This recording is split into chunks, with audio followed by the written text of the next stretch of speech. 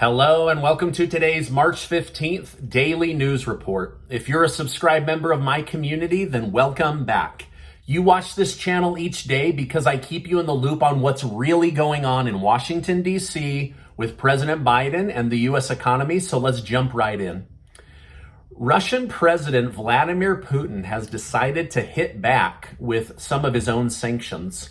He has sanctioned members of government here in the United States.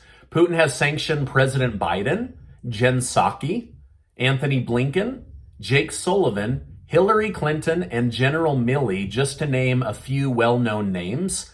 Putin has even sanctioned President Biden's son, Hunter Biden.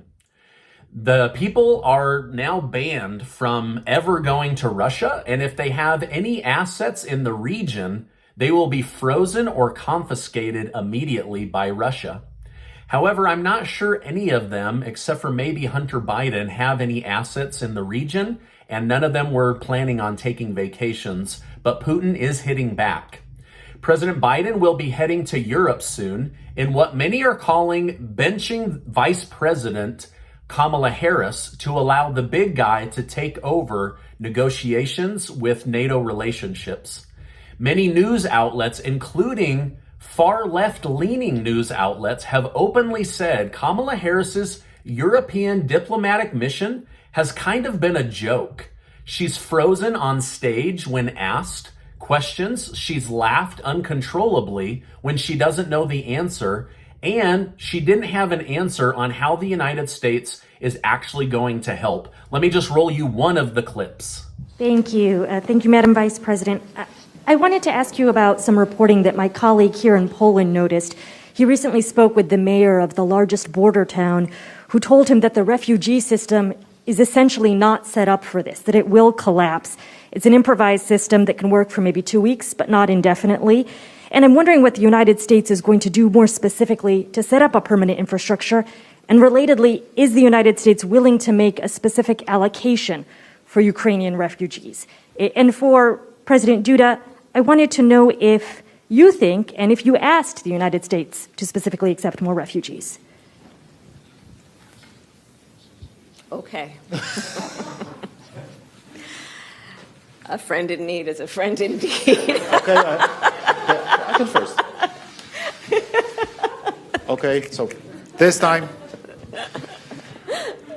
Szanowna pani redaktor. So the person in charge of the border crisis here at home laughed and looked like a deer in the headlights when it came to talking about suffering Ukrainians and also border crisis.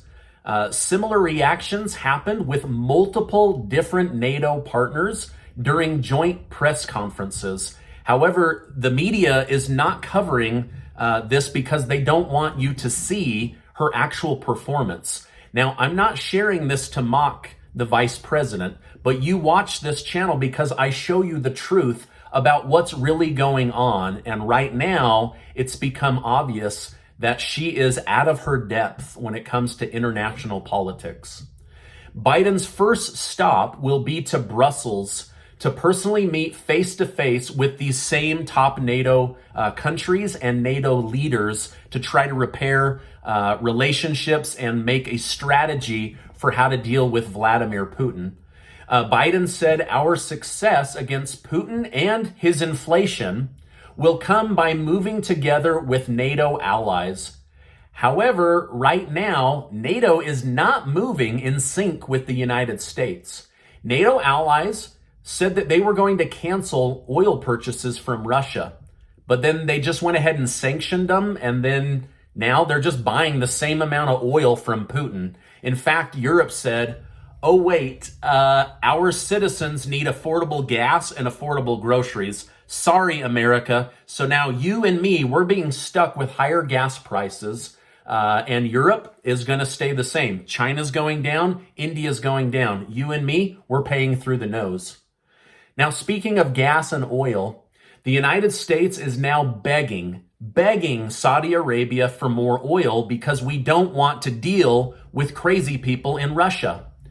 But this is the same country that last week set a new world record for the most people beheaded in a single day. By the way, the number was 81. 81 people had their head removed in Saudi Arabia, and that's who we're begging to buy oil from so that we don't have the blood of people in Ukraine on our hands. I think maybe we've been played, right? And this is not to downplay the seriousness of Ukraine. It is heartbreaking, but now we're paying for the consequences. And today, Saudi Arabia said it's considering only accepting payment for oil using the Chinese yuan dollar.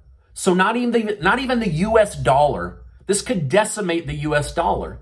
If this takes place, you better believe that this puts the US dollar on a path to no longer being the world reserve currency or the petrodollar. So this could further weaken the US dollar.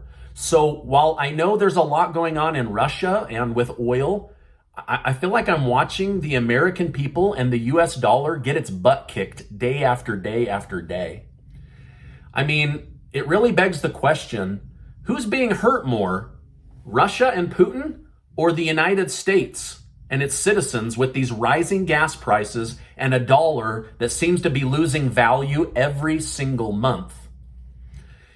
Well, England announced that Boris Johnson will also be flying to Saudi Arabia to meet with the prince to arrange oil purchases. Right now, the price of energy is going up 14 times faster than wages in the United Kingdom. So it's getting very bad there as well.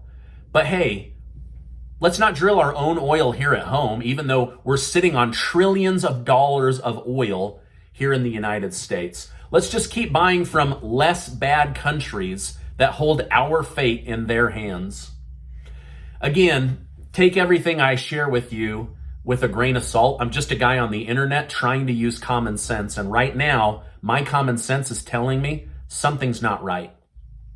Now, a week ago, the White House justified dropping Russian oil because a poll showed 70% of Americans were okay with rising gas prices by dropping Russian oil in order to help Ukraine.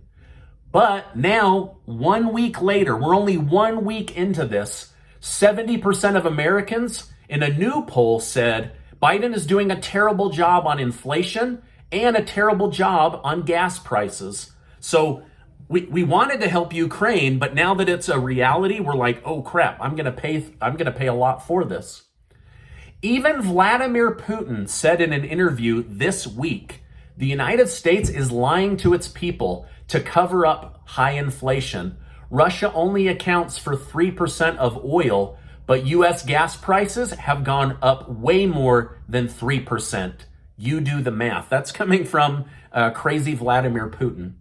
Now, as of this morning, the White House has announced it will not lift sanctions on Venezuela, nor will it buy oil from them because of past relationships and also their connection to Russia. President Biden said last night there isn't much he can do about rising gas prices and reminded the American people this is not his fault. But he said what he can do is use aggressive executive action to bring green energy to the United States, and he will fight for that. He then told the people, the answer to your problem is an electric car. Man, what a slap in the face sometimes, right? Hey, you can't afford gas. Go buy a $60,000 to $100,000 electric car. This is funny coming from someone who himself does not own an electric car. And Jen Psaki was asked, why does Biden keep telling everyone to buy an electric car, but he doesn't own one himself? To which she replied, well, he's the president. He doesn't even drive himself anymore. All right, well, tomorrow, Ukraine's President Zelensky will speak with U.S. Congress for the second time. It's expected he will call on the United States to again provide a no-fly zone to help strategically block Russian forces. And it's also believed the United States will say, thanks for the idea, but no, we're not going to do that.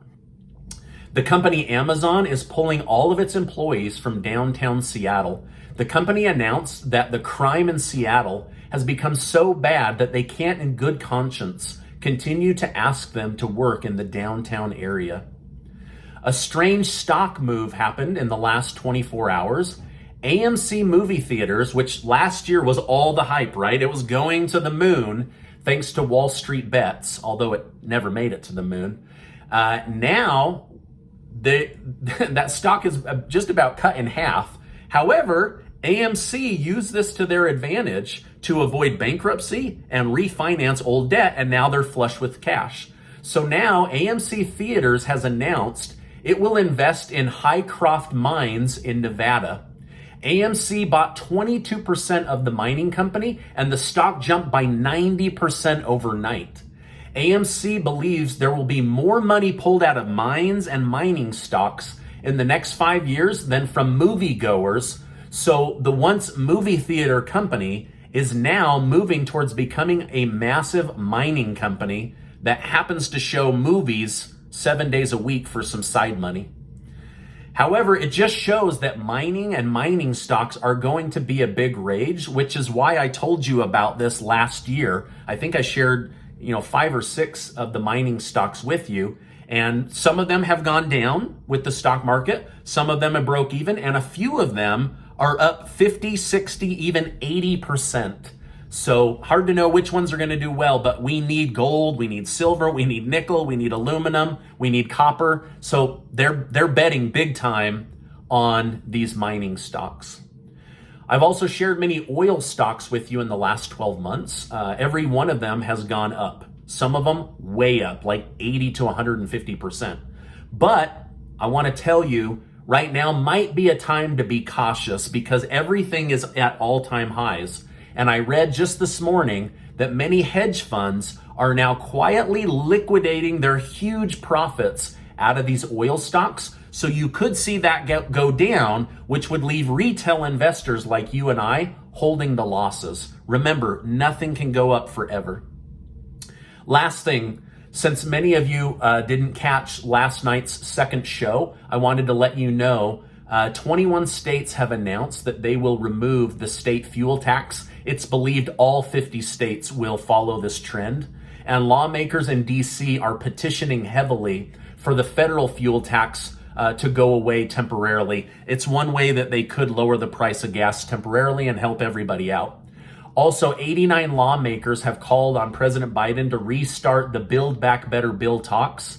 As they say, behind closed doors, Senator Joe Manchin has many ideas for how to help the American people with energy costs, lowering their biggest bills, moving us strategically towards green energy, pumping more oil and gas here at home, and doing all of this with a paced, outlined agenda. So this whole Ukraine situation has thrown off help to the American people, but it does sound like behind closed doors, there is a lot of discussion that's still happening. And as I find those things out, you better believe I'm going to be sharing them right here on my channel with you. Also, there is still serious discussion about some kind of fuel credit or stimulus check paid for by the oil company profits until we are out of this crisis. But this bill is still in the collecting interest phase or collecting sponsors phase. So as of right now, I've got to tell you, only Democrats are interested in taxing oil companies and sharing that money with you, while Republicans continue to say over and over again in the media, we just want more drilling here at home and more support for local oil. So that there's, again, a big difference between the thinking of the two major political parties. Now, this is my update for today. As I know more, I will definitely come on and share more with you. Before you go, do make sure to enter your name to be one of the winners of the 200 prizes that Casey and I are giving away. We're giving away cash, we're giving away hats, we're giving away shirts, and we're excited to be able to do that for you guys this month as a way of saying thank you for supporting the channel.